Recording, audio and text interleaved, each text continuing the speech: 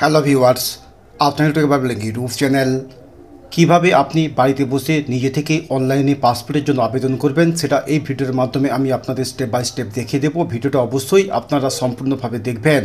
হয়তো ভিডিওটা একটু বড় হবে, কিন্তু ভিডিওটা সম্পূর্ণ যদি না দেখে আপনি যদি পাসপোর্ট অ্যাপ্লাই করতে বসেন তাহলে আপনি বিভিন্ন সমস্যার সম্মুখীন হতে পারেন, এবং তারপরে যদি আপনি অ্যাপ্লাই করেন তাহলে পাসপোর্ট ভেরিফিকেশানের সময় আপনার এই আবেদনটা ক্যান্সেল বা বাতিল হতে পারে, যার ফলে আপনার পাসপোর্টটা হবে না।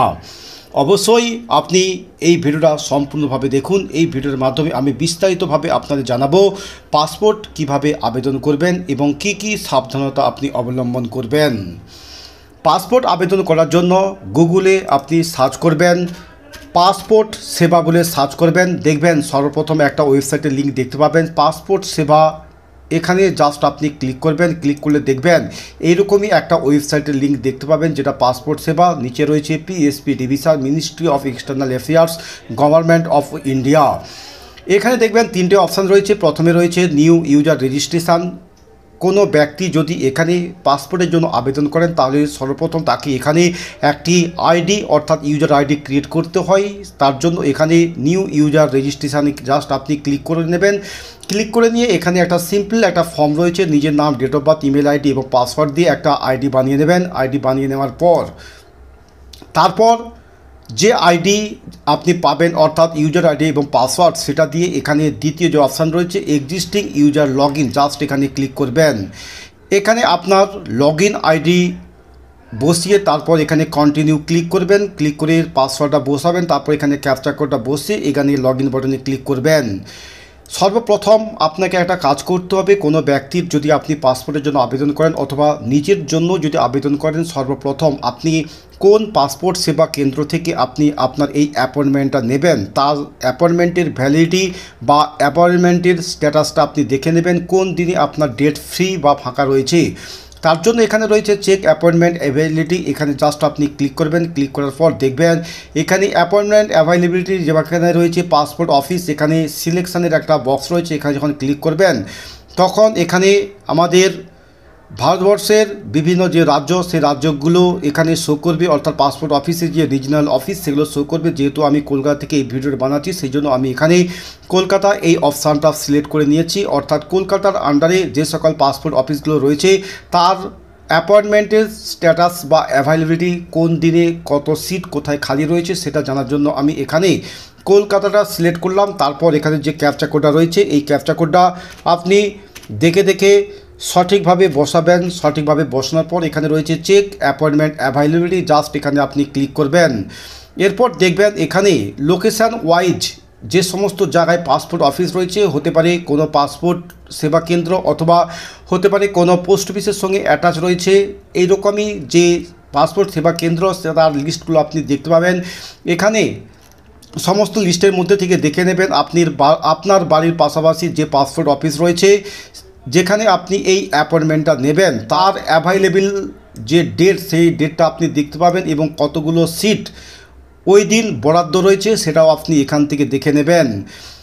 সর্বপ্রথম আপনি এখান থেকে চেক করে দেখে নেবেন যে আপনি কোন দিনে এই ডেটটা বুকিং করতে চাচ্ছেন, কারণ এখানে যে ডেটটা থাকবে সেই ডেট হিসেবেই আপনি যখন পেমেন্ট করে স্লটটা বুক করতে যাবেন অটোমেটিকভাবে আপনার এই ডেটটাই অ্যাপয়েন্টমেন্ট হিসেবে আপনার পরিণত হবে। সেই জন্য সর্বপ্রথম আপনি এই কাজটা করে নেবেন। এখানে আমার যেহেতু আগে থেকে অলরেডি আইডি বানানো রয়েছে সেই জন্য এখানে যে এক্সিস্টিং ইউজার আইডি যে অপশান রয়েছে এখানে আমি ক্লিক করলাম। তারপর আমার যে লগ ইন আইডি রয়েছে সেই লগ ইন আইডিটি এখানে বসলাম। তারপর এখানে যে আমার পাসওয়ার্ড রয়েছে সেই পাসওয়ার্ড এবং ক্যাপচা কোড বসিয়ে তারপর আপনাদের লগ ইন করে আমি দেখাচ্ছি। এরপর এখানে দেখতে পাবেন সার্ভিসের আন্ডারে অনেকগুলো অপশান। এরপর রয়েছে অ্যাপ্লিক্যান্ট হোম। আমি এখানে এই আইডির মাধ্যমে এর আগে দুটো পাসপোর্টের জন্য অ্যাপ্লাই করেছি। এখানে তার জন্য যে ভিউ সেভড অবলিক দিয়ে সাবমিটেড অ্যাপ্লিকেশান এখানে যখন আমি ক্লিক করলাম তখন এখানে আপনারা দেখতে পাচ্ছেন একটি পাসপোর্ট ফাইল নাম্বার জেনারেট হয়ে গেছে এবং এই ব্যক্তি তার পাসপোর্টটা হাতে পেয়ে গিয়েছে, কিন্তু আরেকটা পাসপোর্টের ডেট 2/4/2024 রয়েছে, যেহেতু আজকে 31শে মার্চ, অর্থাৎ দুদিন পরেই এই ডেটটা রয়েছে। তারপরও আজকে আবার দুটো পাসপোর্টের জন্য আবেদন করার জন্য বসেছি এবং তার জন্য আপনাদের এই ভিডিওর মাধ্যমে এই পদ্ধতিটা দেখাচ্ছি যে আপনারাও কিভাবে এই পাসপোর্টের জন্য আবেদন করবেন। যতগুলো ফর্ম আপনি ফিল আপ করবেন সেই ফর্মের যে সেভ করা যে ফর্ম বা সাবমিটেড অ্যাপ্লিকেশান সেটা এখান থেকে দেখতে পাবেন। নতুন করে পাসপোর্ট অথবা পাসপোর্ট রি-ইস্যু বা রিনিউয়াল করার জন্য এখানে দেখবেন একটা অপশান রয়েছে apply for fresh passport oblique দিয়ে রি-ইস্যু অফ পাসপোর্ট। এখানে জাস্ট আপনি ক্লিক করবেন। এই ভিডিওর মাধ্যমে আপনাদের আমি দেখাবো ফ্রেশ পাসপোর্ট অর্থাৎ নতুন করে পাসপোর্টের জন্য কিভাবে আপনি আবেদন করবেন। যদি আপনি রিনিউয়াল নিয়ে কোনো ভিডিও চান অর্থাৎ রিনিউয়াল পাসপোর্ট, তাহলে অবশ্যই আমাকে কমেন্টস করে জানাবেন, আমি তা নিয়ে আলাদা করে একটা স্পেশাল ভিডিও বানিয়ে দেবো। কিন্তু আজকে এই ভিডিওর মাধ্যমে আপনাদের দেখাবো ফ্রেশ পাসপোর্ট কিভাবে আবেদন করা হয়। এরপর দেখবেন apply for fresh passport oblique দিয়ে রি-ইস্যু অফ পাসপোর্ট এবং নিচে রয়েছে click here to fill the application form. এখানে জাস্ট আপনাকে ক্লিক করতে হবে। এখানে ক্লিক করার পর প্রথমে রয়েছে অ্যাপ্লাইং ফর, এখানে রয়েছে ফ্রেশ পাসপোর্ট, তারপরে রয়েছে রি-ইস্যু পাসপোর্ট। নতুন করে যেহেতু আমি পাসপোর্টের জন্য আবেদন করব সেই জন্য এখানে প্রথম যে বক্স রয়েছে এখানে আমি চেক বক্স দিলাম। তারপর এখানে রয়েছে টাইপ অফ অ্যাপ্লিকেশান। এই পাসপোর্ট আপনি নর্মাল করবেন না তৎকাল করবেন সেটা উল্লেখ করতে বলা হয়েছে, অর্থাৎ পাসপোর্ট নর্মালও হয় এবং তৎকালও হয়। তৎকালের খরচটা অনেকটা বেশি হয় এবং তৎকাল নিয়ে যদি কোনো ভিডিও চান তাহলে অবশ্যই আমাকে কমেন্টস করে জানাবেন। এখানে আমি যেহেতু নর্মাল পাসপোর্ট বানাবো সেই জন্য এখানে নর্মাল যে বক্স রয়েছে অর্থাৎ চেক বক্স এখানে চেক চিহ্ন দিলাম। এরপর হচ্ছে বুকলেট টাইপ, এখানে যে পাসপোর্টের যে পেজগুলো আপনি পাবেন অর্থাৎ পাসবই যে বুক তার মধ্যে কতগুলো পেজ আপনি নিতে চান, 36টা পেজ নিতে চান না 60টা পেজ নিতে চান, যেটা আপনি নিতে চান সেটা আপনি নেবেন। তবে 36টা পেজ এবং 60টা পেজের উপরেই আপনার এই টাকাটাও অনেকটাই পরিবর্তন হয় এবং নর্মাল পাসপোর্ট এবং তৎকাল পাসপোর্টের উপরেও টাকার পরিমাণটাও অনেকটা নির্ভর করে। এখানে আমি 36টা পেজ সিলেক্ট করলাম। তারপর এখানে যে নেক্সট বাটন রয়েছে জাস্ট এখানে আপনাকে ক্লিক করতে হবে। এরপর এখানে একটা ফর্ম ওপেন হয়েছে, এই ফর্মটা আপনাকে সম্পূর্ণ সঠিকভাবে ফিল আপ করতে হবে অ্যাজ পার ইয়োর ডকুমেন্টস। অর্থাৎ আপনার কাছে যে প্যান কার্ড, ভোটার কার্ড এবং আধার কার্ড রয়েছে, প্যান কার্ড, ভোটার কার্ড, আধার কার্ডে আপনার নামের বানান, আপনার বাবার নামের বানান এবং জন্ম তারিখ যেন অ্যাকুরেট অর্থাৎ যেন একই থাকে, কোনো ডকুমেন্টসে কোনো নামের বানান বা জন্ম তারিখ যেন মিসম্যাচ না থাকে। যদি মিসম্যাচ থাকে তাহলে আপনি যে পাসপোর্ট অফিসে গিয়ে এই ডকুমেন্টসগুলো ভেরিফিকেশান করতে যাবেন সেখানে আপনার এই অ্যাপ্লিকেশানটাকে আটকে দিতে পারে। সেই জন্য অবশ্যই আপনার ডকুমেন্টসটাকে সর্বপ্রথম দেখে নেবেন যে সমস্ত ডকুমেন্টসে ঠিকঠাক আছে কিনা। যদি কোনো ডকুমেন্টসে ভুল থাকে তাহলে সর্বপ্রথম ডকুমেন্টসটাকে আপনি কারেকশান করে নেবেন। কারেকশান করে নেওয়ার পর তারপর আপনি পাসপোর্টের জন্য আবেদন করবেন। এখানে প্রথমে রয়েছে গিভিন নেম, যেখানে ম্যাক্স 45 ক্যারেক্টার্স বসানোর জায়গা রয়েছে। এখানে যিনি আবেদনকারী তার সম্পূর্ণ নামটা আপনি প্রথম ঘরের মধ্যে বসে নেবেন। যদিও বা এরপরে একটা বক্স রয়েছে যেখানে সারনেম, যেখানে ম্যাক্স 45 ক্যারেক্টার্স অর্থাৎ সারনেম বসানোর জায়গা। তবে আমি আপনাদের বলবো অবশ্যই আবেদনকারীর নামের বানান যেমন রাম গোপাল দাস, তাহলে আপনি একটা ঘরের মধ্যে রাম গোপাল দাস আপনি বসে নেবেন। যদিও বা এর সারনেম দাস রয়েছে, দাসটাকে আপনি সেকেন্ড ঘরে বসাবেন না, অর্থাৎ ফার্স্ট ঘরে রাম গোপাল বসালেন কিন্তু সেকেন্ড ঘরে দাস বসাবেন না। আমি বলতে চাইছি যে আপনি রাম গোপাল দাস সম্পূর্ণ যে নাম সেই নামটা আপনি প্রথম ঘরের মধ্যে বসে নেবেন। তার যে জেন্ডার ছেলে না মেয়ে সেটা অবশ্যই আপনি এখান থেকে সিলেক্ট করে নেবেন। এরপর রয়েছে have you ever been known by other name, আপনি কি অন্য কোনো নামে পরিচিত কিনা, তাহলে এটা মেনশন করতে বলা হয়। তবে এটা ম্যাক্সিমাম ক্ষেত্রে দেখা যায় যে এটা নো অপশান, যে সিলেকশান করার অপশান রয়েছে এখানে আপনি নো বক্সের চেকবক্স দেবেন। তারপর রয়েছে have you ever change your name, যদি আপনি আপনার নাম পরিবর্তন করে থাকেন তাহলে অবশ্যই আপনি এখানে ইয়েস করবেন, আর যদি আপনি না করে থাকেন তাহলে এখানে নো যে অপশান রয়েছে নো অপশানে আপনি চেকবক্স দেবেন। এরপর রয়েছে ডেট অফ বার্থ, এখানে একটা ক্যালেন্ডার রয়েছে, এই ক্যালেন্ডারে আপনি ক্লিক করবেন। ক্যালেন্ডার থেকে যিনি আবেদনকারী যার নামে এই পাসপোর্টটা হতে চলেছে তার যে সঠিক যে বয়স বা ডেট অফ বার্থ সেটা আপনি ক্যালেন্ডার থেকে সিলেক্ট করে নেবেন। তারপর এখানে রয়েছে is your place of birth out of India, অবশ্যই এখানে নো করবেন। এরপর রয়েছে place of birth village oblique দিয়ে টাউন অবলিক দিয়ে সিটি, আপনার যে ভিলেজ বা গ্রাম বা টাউন বা সিটি যেটা হবে সেটা আপনি বসে নেবেন। এরপর রয়েছে এখানে স্টেট, এখান থেকে স্টেটাস ওয়েস্ট বেঙ্গল সিলেক্ট করে নেবেন। ওয়েস্ট বেঙ্গলের আন্ডারে আপনি যে ডিস্ট্রিক্ট থেকে এই আবেদনটা করছেন অর্থাৎ আবেদনকারী যে রেসিডেন্সিয়াল অ্যাড্রেস সেটা যে জেলা সেটা সিলেক্ট করে নেবেন এবং এখানে আবেদনকারী বিবাহিত না অবিবাহিত বা সিঙ্গেল, সেপারেটেড, ম্যারিড, উইডো এবং ডিভোর্স বিভিন্ন অপশান রয়েছে, যার ক্ষেত্রে যেটা হবে সেটা অবশ্যই আপনি সিলেকশন করে নেবেন। এরপর এখানে রয়েছে সিটিজেন অফ ইন্ডিয়া বাই, এখানে আপনি জন্মগতভাবে সিটিজেনশিপ হলে এখানে বার্থ যে অপশান রয়েছে এইখানে আপনি ক্লিক করে রাখবেন, বাকিতে আপনার কোনো কিছু করার দরকার নেই। এরপর এখানে রয়েছে প্যান কার্ড, ব্যাকেটে রয়েছে ইফ অ্যাভেলেবেল, এরপর রয়েছে ভোটার কার্ড ইফ অ্যাভেলেবেল, এখানে প্যান কার্ড এবং ভোটার কার্ড কোনো কিছু বসানোর দরকার নেই। এখানে রয়েছে এমপ্লয়মেন্ট টাইপ, এখানে দেখবেন যে ড্রপডাউন বক্স রয়েছে, এখানে অনেকগুলো অপশান রয়েছে, তার মধ্যে রয়েছে যেমন government, statutory body, private, home maker, not employed, others, PSU, retired government servant, student, self employed, বিভিন্ন অপশান রয়েছে। আপনার ক্ষেত্রে যেটা হবে সেটা অবশ্যই আপনি সিলেকশন করে নেবেন। যদি কেউ কোনো ব্যক্তি কোনো কিছু যদি না করে, এমনি যদি পাসপোর্ট বানায় বা কোনো কাজের ক্ষেত্রে হতে পারে অথবা কোনো ব্যক্তি মুসলিমদের ক্ষেত্রে বলছি হজ করার জন্য, তাহলে অবশ্যই এখানে যে প্রাইভেট যে অপশান রয়েছে এই প্রাইভেট অপশান নেই, জাস্ট সিলেকশন করে নেবেন।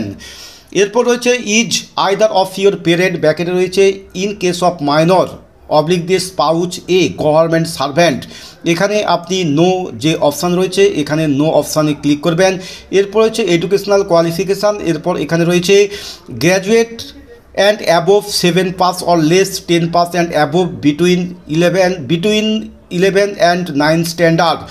এখানে একটা জিনিস বলে রাখি, পাসপোর্ট দু রকমের হয়, একটা হয় ইসিআর পাসপোর্ট, একটা হয় নন ইসিআর পাসপোর্ট। ইসিআর পাসপোর্ট হলো ইমিগ্রেশন চেক রিকোয়ার্ড, অর্থাৎ কিছু কিছু দেশ বা কান্ট্রি আছে যেখানে কোনো ব্যক্তি যদি ইসিআর পাসপোর্ট পেয়ে থাকে সেই সকল কান্ট্রিতে যাওয়ার জন্য তাকে অবশ্যই ইমিগ্রেশন অফিস থেকে পারমিশন নিতে হয়। আর যদি আপনার কাছে নন ইসিআর পাসপোর্ট থাকে তাহলে সেই সমস্ত কান্ট্রিতে যাওয়ার জন্য আপনাকে কোনো ইমিগ্রেশন অফিস থেকে কোনো পারমিশন বা স্ট্যাম্প নেওয়ার দরকার হয় না। এবং এই ইসিআর এবং নন ইসিআর এটা ডিপেন্ড করে এই অ্যাপ্লিক্যান্টের শিক্ষাগত যোগ্যতা কতটা রয়েছে তার উপরে। কোনো আবেদনকারীর তার শিক্ষাগত যোগ্যতা যদি ক্লাস 10 পাস অর্থাৎ মাধ্যমিকের উপরে হতে পারে, 11, 12 বা গ্র্যাজুয়েট বা পোস্ট গ্র্যাজুয়েট, তাহলে তিনি নন ইসিআর পাসপোর্টের জন্য তিনি আবেদন করতে পারবেন বা তিনি নন ইসিআর পাসপোর্টের জন্য তিনি সিলেক্ট হবেন। এখান থেকে যার ক্ষেত্রে যেমন শিক্ষাগত যোগ্যতা থাকবে সেটা সিলেকশন করে নেবেন। এখানে যেমন আমি একজনকার পাসপোর্ট বানাচ্ছি, এর শিক্ষাগত যোগ্যতা কম অর্থাৎ ইনি মাধ্যমিক পাস করেনি, সেই জন্য এখানে আমি 7 পাস অর লেস এই অপশানটা সিলেকশন করে নিলাম। তারপর এখানে রয়েছে if applicant eligible for non ECR category, এখানে অবশ্যই আমি নো যেটা বাই ডিফল্ট থাকবে সেটা আপনাকে করে নিতে হবে। এরপরে এখানে রয়েছে ভিজিবল ডিস্টিংগুইশ মার্ক, অর্থাৎ এখানে আবেদনকারীর যদি কোনো জন্মগত যদি কোনো দাগ থাকে যেটা পার্মানেন্ট তার দাগ এবং তিনি তার মৃত্যু পর্যন্ত ওই দাগটা বহন করবেন এমন কোনো যদি দাগ থাকে বা চিহ্ন তাহলে সেটা আপনি বসাবেন, তবে এটা ম্যান্ডেটরি নয় বা আপনি না বসালেও চলবে।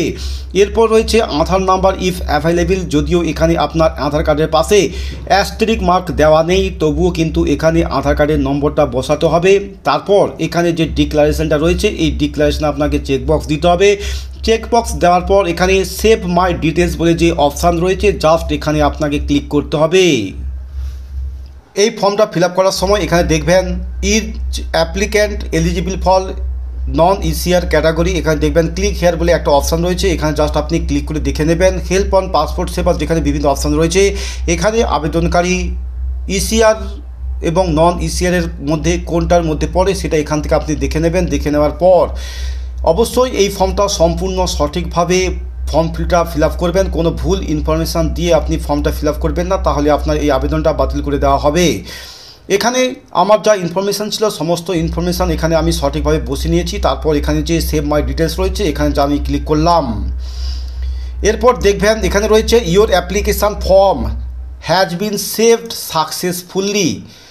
এই ফর্ম সেভ করার একটা উদ্দেশ্য হলো আপনি যতটা পর্যন্ত ফর্ম ফিল আপ করলেন ততটাই আপনার ফর্ম ফিল আপ সেভ করা থাকবে, তারপর আপনি কন্টিনিউ বা রিজিউম করে পরবর্তী যে ফর্মগুলো রয়েছে সেগুলো আপনি কন্টিনিউ করতে পারবেন। তারপর অবশ্যই এখানে যে নেক্সট বলে যে বাটন রয়েছে জাস্ট এখানে আপনি ক্লিক করে নেবেন। ক্লিক করে নেওয়ার পর এখানে রয়েছে ফ্যামিলি ডিটেলস। এখানে আপনাকে কী কী তথ্য দিতে হবে, প্রথমে রয়েছে ফাদার্স অবলিক দিয়ে লিগ্যাল গার্ডিয়ানস নেম, অর্থাৎ এখানে আবেদনকারীর বাবার নামটা বসাতে হবে। বাবার নামটাও ঠিক একইভাবে একই বক্সের মধ্যেই আপনি সম্পূর্ণভাবে বসিয়ে নেবেন, সার নেমটাকে আলাদাভাবে বসাতে যাবেন না। মাদার্স নেমের ক্ষেত্রেও ঠিক একইভাবে মায়ের সম্পূর্ণ নামটা এখানে বসিয়ে নেবেন, আলাদাভাবে সার নেমটা বসাবেন না। Legal guardians name if applicable যদি থাকে তাহলে অবশ্যই আপনি বসাবেন, না হলে বসানোর দরকার নেই। অবশ্যই এখানে স্পাউস গিভেন নেম বসানোর জায়গায় একটা রয়েছে, যেহেতু আমি এই ব্যক্তি ফর্ম ফিল আপ করছি, এই ব্যক্তি বিবাহিত। স্পাউস হলো কোনো পুরুষ মানুষের যদি আবেদন করা হয় তাহলে তার স্ত্রীর নামটা এখানে বসাতে হবে, আর কোনো মহিলা বিবাহিত মহিলার যদি এই ফর্ম ফিল আপটা করা হয় তাহলে ওই বিবাহিত মহিলার স্বামী হলো তার স্পাউস, তার নামটাই এখানে বসাতে হবে। এখানে আমার যা ইনফরমেশান বসানোর আছে সমস্ত ইনফরমেশান আমি বসিয়ে নেই। তারপর এখানে রয়েছে সেভ মাই ডিটেলস, জাস্ট এখানে আপনি ক্লিক করে নেবেন। ক্লিক করে নেওয়ার পর তারপরে এখানে যে নেক্সট বাটন রয়েছে জাস্ট এখানে আপনি ক্লিক করবেন। এরপর এখানে রয়েছে is your present address out of India, অর্থাৎ আপনার বর্তমান ঠিকানা কি ভারতবর্ষের বাইরে, অবশ্যই না, সেই জন্য এখানে নো যে বাটন রয়েছে এখানে জাস্ট আপনি ক্লিক করে নেবেন। তারপর এখানে আপনার যে রেসিডেন্সিয়াল অ্যাড্রেস রয়েছে সেটা আপনাকে এখানে টাইপিং করতে হবে। তবে এখানে আপনাকে 48টা ক্যারেক্টার দেওয়া হয়েছে, 48টা ক্যারেক্টারের মধ্যে আপনাকে করতে হবে। যেমন এখানে আপনাদের একটা লিস্ট দেখিয়ে দিই। আমি এখানে প্রথমে লিখলাম ভিলেজ, তারপর লিখলাম পোস্ট অফিস, এই দুটো জাস্ট এখানে আমি লিখলাম, আর কোনো কিছু এখানে লিখলাম না। এরপর এখানে ভিলেজ টাউন অবলিক দিয়ে যে সিটি রয়েছে এখানে আমি পিএস করলাম, অর্থাৎ এখানে প্রথম বক্সে রয়েছে ভিলেজ, তারপর রয়েছে পোস্ট অফিস, তারপর এখানে রয়েছে পিএস। এটার কারণ হলো এই যে পাসপোর্ট যেটা ইস্যু করা হবে সেই পাসপোর্টে ঠিকানাটা ভিলেজ, পোস্ট, পিএস এবং ডিস্ট্রিক্ট এবং তারপর ওয়েস্ট বেঙ্গল এবং ইন্ডিয়া এইভাবে পরকে পর সিরিয়াল যাতে আসে সেই জন্যই এটা আমি মেনশন করলাম। তবে চাইলেও আপনি এটা করতেও পারেন আবার নাও করতে পারেন, তবে আমি যত পাসপোর্ট বানাই সমস্ত পাসপোর্ট আমি এইভাবে করি, যেখানে প্রথম বক্সে আমি ভিলেজ এবং পোস্ট অফিসটা লিখে নিয়ে নেই, তারপর ভিলেজ টাউন অবলিক সিটির ঘরে পিএস দিয়ে হাইফেন দিয়ে তারপর পুলিশ স্টেশনের নামটা লিখে নেই। এরপর এখানে যে স্টেট রয়েছে সেই স্টেটটা এখান থেকে সিলেক্ট করে নিতে হবে। তারপর যে ডিস্ট্রিক্ট রয়েছে সেই ডিস্ট্রিক্টটা আমি এখান থেকে সিলেক্ট করে নিলাম। তারপর এখানে যে পুলিশ স্টেশন সেটা আবার এখানে সিলেকশান করতে বলা হবে, এখান থেকে আমি সিলেকশান করে নিলাম। তারপর এখানে যে পিনকোড রয়েছে দেখে দেখে আপনি পিনকোডটা বসিয়ে নেবেন, মোবাইল নম্বরটা বসাবেন, অবশ্যই এখানে ইমেল আইডি দেবেন। এখানে আমি মোবাইল নম্বরটা বসে নিয়েছি এবং ইমেল আইডিটা বসে নিয়েছি। এরপর এখানে চাওয়া হয়েছে ইজ পার্মানেন্ট অ্যাড্রেস অ্যাভেলেবেল, অর্থাৎ স্থায়ী ঠিকানা আছে কি না, তার জন্য এখানে যে ইয়েস বাটন রয়েছে অবশ্যই এখানে ইয়েস বাটনে ক্লিক করবেন, আর যদি না থাকে তাহলে নো বাটনে ক্লিক করবেন। নো বাটনে ক্লিক করলে তাহলে আপনাকে এরপরে যে ঠিকানা রয়েছে সেই ঠিকানাটা বসানোর জায়গা দেওয়া হবে। আর যদি আপনি এখানে ইয়েস বাটনে ক্লিক করেন তাহলে আপনি যে অ্যাড্রেসটা বসেছেন সেই অ্যাড্রেসটাই আপনার এখানে স্থায়ী ঠিকানা কিনা সেটা উল্লেখ করতে বলা হয়েছে। তার জন্য এখানে দেখবেন দুটো অপশান রয়েছে, এখানে ইয়েস এবং নো, জাস্ট এখানে ইয়েস বাটনে ক্লিক করবেন। অর্থাৎ এর আগে এখানে আমি যে অ্যাড্রেসটা এখানে ইনপুট করলাম এটাই হলো এই ব্যক্তির বর্তমান এবং তার স্থায়ী ঠিকানা। এরপর এখানে যে সেভ মাই ডিটেলস রয়েছে এই সেভ মাই ডিটেলসে আপনি ক্লিক করে নেবেন। এরপর দেখবেন এখানে এরকমই একটা মেসেজ দেখতে পাবেন, I agree to receive SMS updates from passport সেবা, জাস্ট এখানে ওকে করবেন। তারপর আবার এরকমই একটা মেসেজ আসবে, এখানেও জাস্ট আপনি ওকে করে নেবেন। তারপর এখানে দেখবেন your application form has been saved successfully, এই লেখাটা পুনরায় শো করবে। তারপর এখানে যে নেক্সট বাটন রয়েছে জাস্ট এখানে আপনি ক্লিক করবেন। এরপর দেখবেন I agree to receive SMS updates from passport সেবা, এরকমই আবার একটা পপ আপ মেসেজ আসবে, এখানে ওকে করবেন। তারপর আবার এখানে একটা পপ আপ মেসেজ আসবে, এখানে আপনি ওকে করবেন। এরপরই দেখবেন এমার্জেন্সি কন্ট্যাক্ট নাম্বার বসানোর একটা জায়গা রয়েছে, এখানে নেম অ্যান্ড অ্যাড্রেস, আপনি যে কোনো ব্যক্তির নাম এবং তার ঠিকানা দিতে পারেন। আপনি চাইলেও আপনার ছেলে অথবা আপনার বাবা বা আপনার বন্ধু বা আপনার কোনো রিলেটিভস যে কোনো ব্যক্তির নাম এখানে দিতে পারেন এবং তার মোবাইল নম্বরটা অবশ্যই আপনাকে এখানে দিতে হবে। তারপর এখানে সেভ মাই ডিটেলস এবং তারপর রয়েছে নেক্সট। এখানে সেভ মাই ডিটেলস আমি পর করছি বা এখানে সেই অপশানটা দেওয়া হয়েছে, কারণ এখানে সেভ মাই ডিটেলসে আমি যখন এই ফর্মটা ক্লিক করব এই ফর্মটা আমার সেভ হয়ে যাবে এবং আমি যদি আবার প্রিভিয়াস বাটনে ক্লিক করি তাহলে যে যতটা পর্যন্ত আমি ফর্মটা ফিল আপ করে এসেছি ততটা ফর্মই আমার সেভ অবস্থায় থাকবে। এর জন্য এখানে সেভ মাই ডিটেলস এই অপশানটা রেখেছে, চাইলেও আপনি এটাতে ক্লিক করেও করতে পারেন আবার নাও করতে পারেন। তারপর এখানে আমি যে নেক্সট বাটন রয়েছে এই নেক্সট বাটনে আমি ক্লিক করলাম। এরপর দেখবেন এখানে রয়েছে 3টে অপশান, যেখানে আইডেন্টিটি সার্টিফিকেট অবলিক দিয়ে পাসপোর্ট ডিটেলস। প্রথমে রয়েছে হ্যাভ ইউ এভার হোল্ড বা হেল্ড এনি আইডেন্টিটি সার্টিফিকেট, আপনার কাছে কোনো সার্টিফিকেট রয়েছে কিনা সেটা এখানে যে অপশান রয়েছে এই অপশান আমাদের অ্যাকচুয়ালি হয় না, সেই জন্য এখানে বাই ডিফল্ট নো থাকে। আপনিও ঠিক এখানে নো যে অপশান রয়েছে এখানে আপনি ক্লিক করে রাখবেন। এরপর রয়েছে details of previous of the current diplomatic official passport, যেহেতু এটা আমি ফ্রেশ পাসপোর্টের জন্যই বানাচ্ছি এই ভিডিও বা ফ্রেশ পাসপোর্টের কথাই বলছি, সেই জন্য এখানে ডিটেলস নট অ্যাভেলেবেল এই অপশানটাই আপনি সিলেকশান করে নেবেন। তবে ডিটেলস অ্যাভেলেবেল এটা অন্য কারণে হয়ে থাকে এবং সেটা হচ্ছে অন্য পাসপোর্টের ক্ষেত্রে।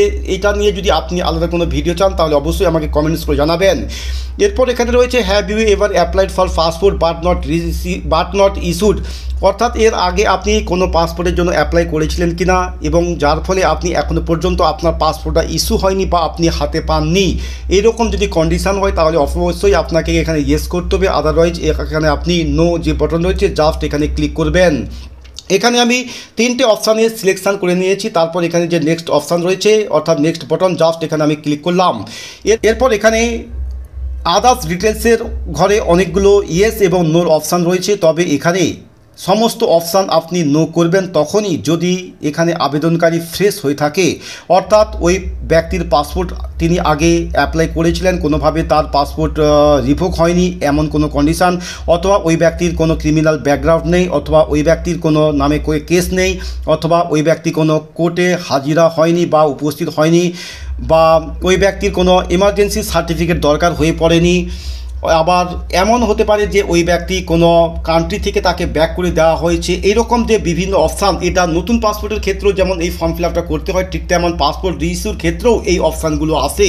তবে ফ্রেশ ব্যক্তি বা ফ্রেশ পার্সনের ক্ষেত্রে আমি বলছি এখানে সমস্ত যে নো অপশানগুলো রয়েছে সমস্ত নো অপশানে আপনি টিক চিহ্ন দেবেন।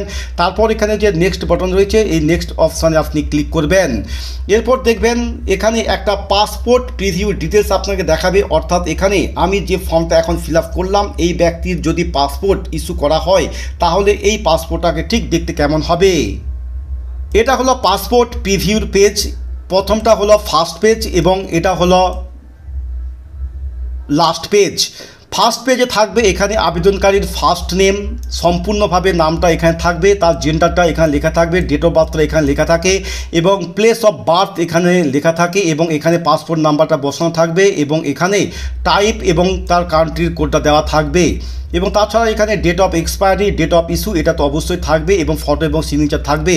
যেটা আপনাদের মূল মোদ্দা কথা আমি বলতে চেয়েছিলাম যে আপনি একটা ঘরের মধ্যে এই নামের বানানগুলো লিখলে আপনার সুবিধাটা কি, যেহেতু এখানে আমি এই ব্যক্তির নামটা সম্পূর্ণভাবে একটি ঘরের মধ্যে রেখেছি সেই জন্য এই ব্যক্তির যে ডকুমেন্টস রয়েছে সেই ডকুমেন্টস অনুযায়ী নামের বানানটা দেখতে বা পড়তে বা বুঝতে সুবিধা হয়। কিন্তু যদি সারনেমটা বসানো হয় তাহলে সারনেমটা আগে চলে আসে এবং পাসপোর্টে নামের ফার্স্ট নেমটা শেষে চলে যায়, এইরকমই একটা কন্ডিশান বা প্রবলেম দেখা দেয়। তবে যদিও বা এটা কোনো প্রবলেম নয়, তবে আমি আমার ব্যক্তিগত দিক থেকে আমি বলছি, তবে আমি এইভাবে ফর্ম ফিল আপগুলো আমি করি এবং বাবার নামের ক্ষেত্রেও ঠিক একইভাবে এখানে বাবার নামটা দেখতে পাবেন এবং তার মায়ের নামটা দেখতে পাবেন এবং যেহেতু ইনি বিবাহিত সেই জন্য এই ব্যক্তির যে স্পাউস নেম সেটা এখানে রয়েছে।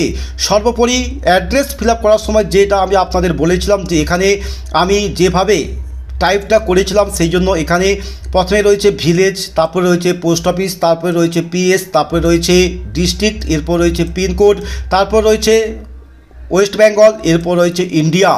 অর্থাৎ আপনারা বুঝে গিয়েছেন কিভাবে এই পাসপোর্টের ফর্মটা সম্পূর্ণ সঠিকভাবে ফিল আপ করতে হয় বা কিভাবে ফিল আপ করলে আমি যে পাসপোর্টের প্রিভিউ আপনাদের দেখালাম এই রকম প্রিভিউ আপনি দেখতে পাবেন।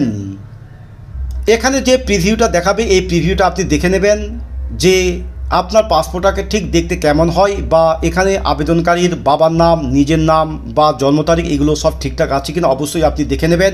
যদি দেখেন যে এখানে আপনার কোনো কিছু ভুল রয়েছে তাহলে এখানে দেখবেন প্রিভিউ যে অপশান রয়েছে, প্রিভিউতে আপনি ক্লিক করবেন, পূর্বের অবস্থায় আসবেন, আবার আপনি প্রিভিউতে আসবেন। আপনার যদি কোনো কিছু মডিফাই বা চেঞ্জ করা থাকে তাহলে আপনি এডিট করে যাবেন। যেখানে আমার সমস্ত কিছু ঠিকঠাক আছে সেই জন্য আমি আর ব্যাক করছি না, পরবর্তী যে নেক্সট যে অপশান রয়েছে নেক্সট অপশানে আমি ক্লিক করলাম।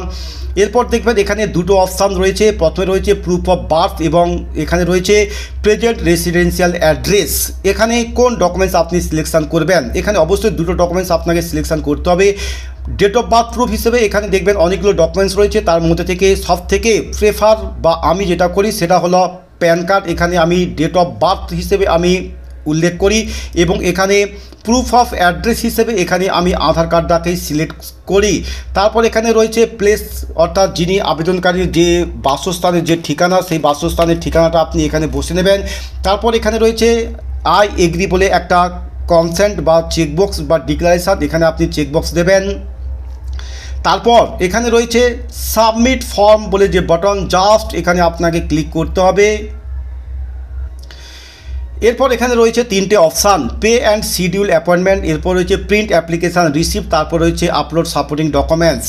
চাইলেও আপনি এখনই এই পেমেন্টটা করে শিডিউলটা অ্যাপয়েন্টমেন্ট করতে পারেন, আবার চাইলেও আপনি এখন এই পর্যন্ত স্টপ করে রেখে দিতে পারেন। যতটা পর্যন্ত আপনি ফর্মটা ফিল আপ করেছেন সেই ফর্মটা আপনি দেখবেন এখানে ভিউ সেভড অবলিক দিয়ে সাবমিটেড অ্যাপ্লিকেশান এই ঘরের মধ্যে আপনি দেখতে পাবেন। যেহেতু এই অ্যাপ্লিকেশানটা আমি সম্পূর্ণভাবে করব বা আপনাদের আমি দেখাবো, সেই জন্য এখানে পে অ্যান্ড শিডিউল অ্যাপয়েন্টমেন্ট যে অপশান রয়েছে এখানে আমি ক্লিক করলাম। তারপর এখানে দেখবেন স্টেট ব্যাঙ্ক অফ ইন্ডিয়ার একটা অনলাইন পেমেন্টের বক্স থাকবে, এখানে জাস্ট আপনি চেকবক্স দেবেন।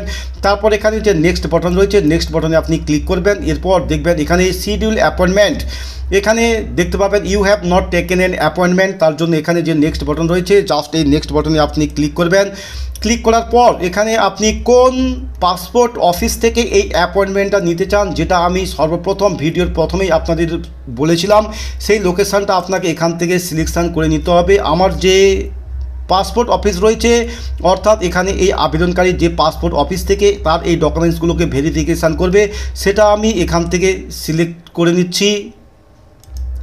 তারপর এখানে যে ক্যাপচা কোডটা রয়েছে ক্যাপচা কোডটা আপনি দেখে দেখে বসাবেন। তারপর এখানে যে নেক্সট বাটন রয়েছে জাস্ট এই নেক্সট বাটনে আপনি ক্লিক করবেন।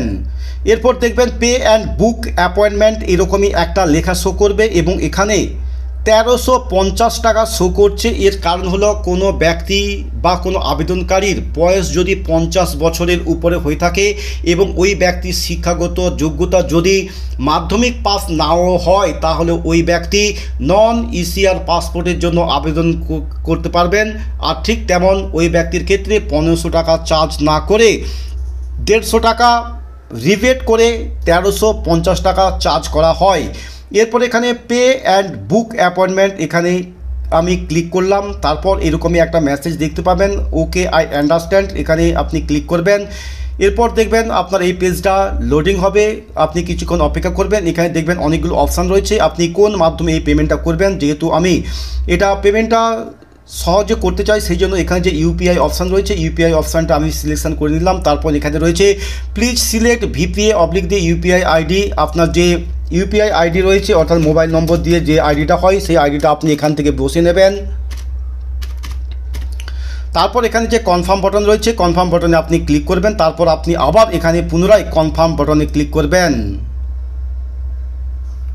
যেহেতু এই পেমেন্টটা আমি পেটিএমের মাধ্যমে করছি সেই জন্য আমার যে পেটিএম যে অ্যাপ্লিকেশান রয়েছে সেখানে একটা লিঙ্ক সেন্ড করে দেওয়া হয়েছে, সেখান থেকে পেমেন্টটা করতে হবে। আমি আমার মোবাইল থেকে পেমেন্টটা করছি।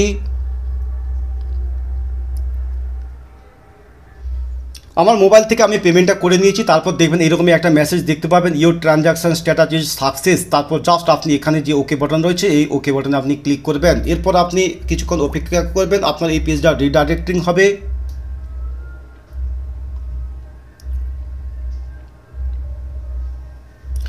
এরপর দেখবেন আপনি এরকমই একটা পেজ দেখতে পাবেন যেখানে অ্যাপয়েন্টমেন্ট কনফার্মেশান এবং এখানে রয়েছে প্রিন্ট অ্যাপ্লিকেশান রিসিপ্ট। এখানে যে অপশান রয়েছে জাস্ট এখানে আপনি ক্লিক করবেন। ক্লিক করে এখানে প্রিন্ট অ্যাপ্লিকেশান রিসিপ্ট বলে যে বটন রয়েছে, জাস্ট এখানে আপনি ক্লিক করবেন, তারপর এখানে ওকে বটনে ক্লিক করবেন। ক্লিক করার পর এরকমই একটা পেজ দেখতে পাবেন। এই যে পেজটা রয়েছে এই পেজটাকে আপনাকে প্রিন্ট আউট করে নিতে হবে। এটা মোট 3টে পেজ রয়েছে, তবে 3টে পেজই আপনি আপনার কম্পালসারি বা দরকার নেই। প্রথম যে পেজটা রয়েছে সেই প্রথম পৃষ্ঠাটাই আপনার লাগবে। প্রথম পৃষ্ঠাটা আপনি আপনার যে কম্পিউটার যে রয়েছে কম্পিউটারে আপনি সেভ করে নিতে পারেন, অথবা আপনি প্রিন্ট আউট করে নিতে পারেন। এরপর প্রিন্ট আউট করে নেওয়ার পর এখানে এই যে রিসিপ্ট কপিটা দেওয়া হয়েছে, এই রিসিপ্ট কপি এবং আনুষঙ্গিক যে অরিজিনাল ডকুমেন্টস এবং জেরক্স কপি নিয়ে আপনার যে নির্ধারিত যে ডেট রয়েছে, যেদিন আপনি এই অ্যাপয়েন্টমেন্টটা নিয়েছেন, আপনার যে রিপোর্টিং টাইম রয়েছে সেই রিপোর্টিং টাইমটা আপনার এই রিসিপ্ট কপির মধ্যে লেখা থাকবে। সেই রিপোর্টিং টাইমে গিয়ে আপনি উপস্থিত হবেন। তারপর আপনার সমস্ত কিছু ডকুমেন্টস ভেরিফিকেশন হওয়ার পরই তারপর আপনার এই অ্যাপ্লিকেশানটাকে প্রসিড করা হবে।